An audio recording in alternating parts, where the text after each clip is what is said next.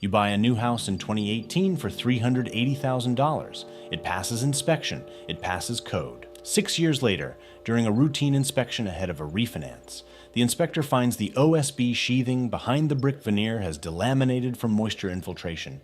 The engineered floor joists in the crawl space are showing mold and deformation, and 2 of the vinyl window frames have lost their thermal seal.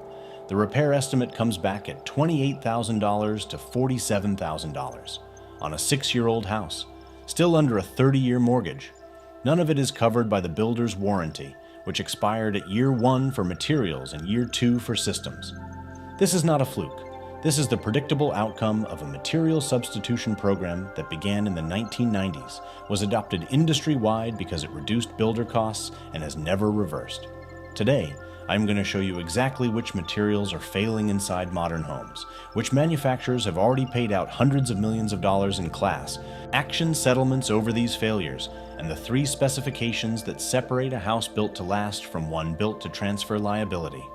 A house built in 1955 is still standing because the lumber it was framed with came from trees that were 80 to 200 years old. Old-growth Douglas fir and southern yellow pine with grain counts of 6 to 8 rings per inch. Dense, resin-saturated, and naturally resistant to moisture and rot in a way that no treatment process applied to modern lumber fully replicates. The sheathing on those houses was solid lumber boards or early exterior-grade plywood bonded with phenolic resin that survived decades of moisture cycling without delaminating. The windows were single-hung wood with rope and pulley counterweights that lasted until the wood itself gave out, which took longer than the mortgage. Post-war Levittown homes built in 1947 are structurally sound today. Then the old-growth forests ran out. Fast-growth plantation lumber, harvested at 20 to 30 years instead of 80 to 200, replaced it across the industry. Plantation lumber has wider grain, lower resin content, less natural density, and dramatically reduced rot resistance compared to the material it replaced. The construction methods did not change to account for the inferior material. The failure timeline changed on its own. Here's what that looks like inside the walls of a house built after 1995. The first failure is OSB, Oriented Strand Board, which replaced plywood as the dominant wall and roof sheathing material through the 1990s and 2000s because it costs $3 to $5 less per sheet. OSB is structurally adequate when dry. When it gets wet, it does not recover the way plywood does. Plywood, because of its cross-laminated grain structure, can absorb moisture, dry out, and return to near original dimension and strength. OSB swells at the edges, delaminates between layers, and loses structural integrity in a process that is invisible from the exterior because the wall cladding in front of it shows nothing until the damage is severe. A flashing failure above a window, a failed caulk joint at a penetration, vapor drive through an improperly detailed wall assembly. Any of these allows moisture to reach the sheathing, and once it does, the repair requires removing the cladding, replacing the sheathing, redetailing the moisture barrier, and reinstalling everything in front of it. That repair runs $8,000 to $22,000 per wall section, depending on cladding type. The $4 savings per sheet in 1998 is presenting itself as a 5-figure invoice in 2024. The second failure is in the floor. TJI joists. Engineered I-joists made from oriented strand board flanges and a plywood or OSB web replace solid lumber floor framing because they are dimensionally consistent, lighter to handle, and cheaper to produce at scale. They are also made from wood fiber and adhesive, and they are acutely sensitive to moisture. FEMA documented the structural consequence of this directly. In house fires, TJI joists fail catastrophically faster than solid lumber because the adhesive releases before the wood chars, causing floor collapse in minutes rather than the tens of minutes solid lumber provides. In wet crawl spaces, which are endemic in new construction where vapor barriers are improperly installed or absent, TJI joists begin showing mold colonization and web deformation within 3 to 5 years of construction.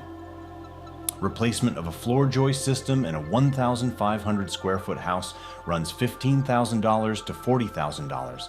The vapor barrier that prevents that failure costs $800 to $2,500 to install correctly at the time of construction. Builders making margin decisions chose not to install it correctly. You are now paying the difference.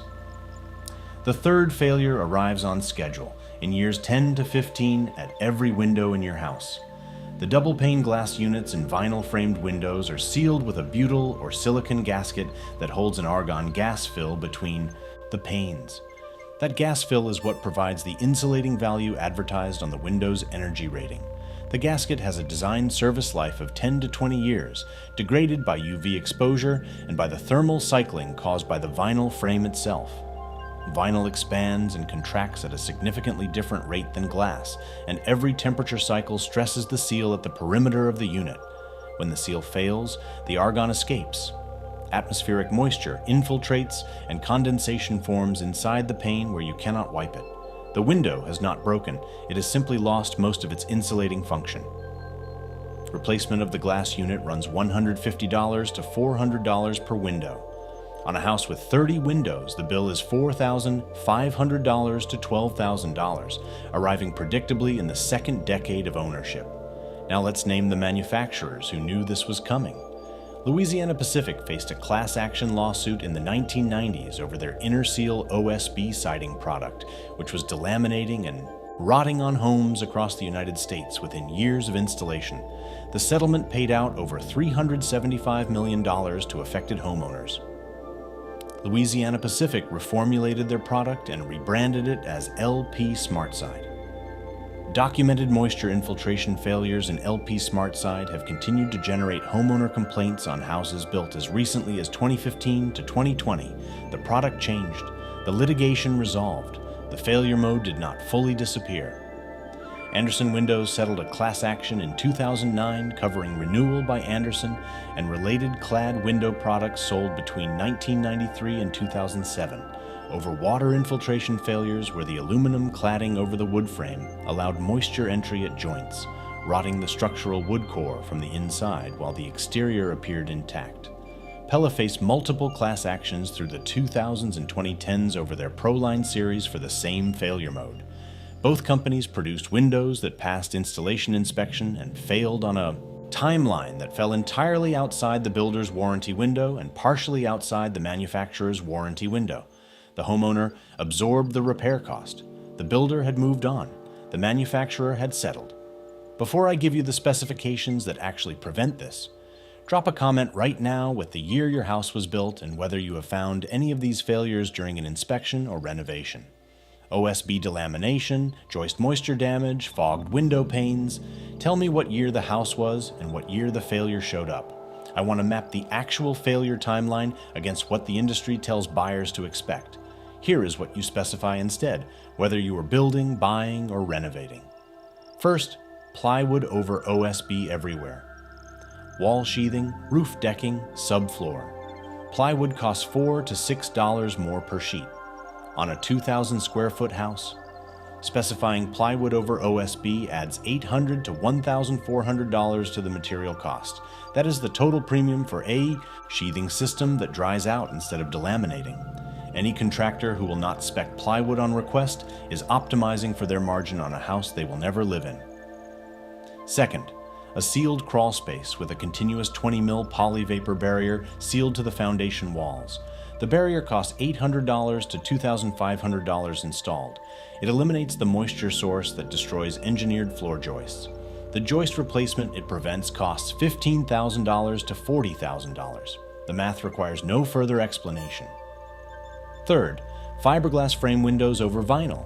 Fiberglass expands and contracts at nearly the same rate as glass, which means the thermal seal at the perimeter of the glass unit is not stressed on every temperature cycle the way a vinyl frame stresses it. Pella Impervia, Marvin Integrity, and Andersen. 100 series fiberglass lines all cost $100 to $200 more per window than their vinyl equivalents. The thermal seal outlasts vinyl by an estimated 10 to 15 years.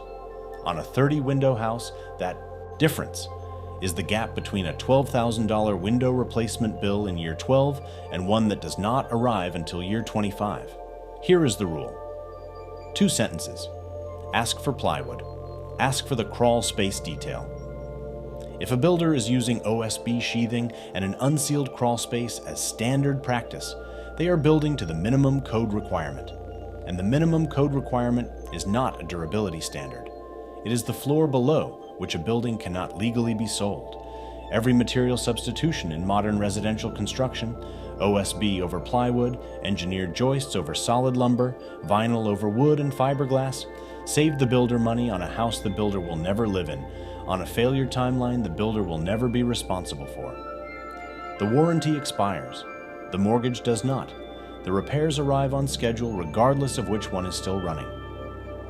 Next week we are covering gas furnaces, specifically the heat exchanger, the component that separates combustion gases from your living space, and the crack that develops in it on a 15-year timeline and has no visible symptom until a carbon monoxide detector goes off.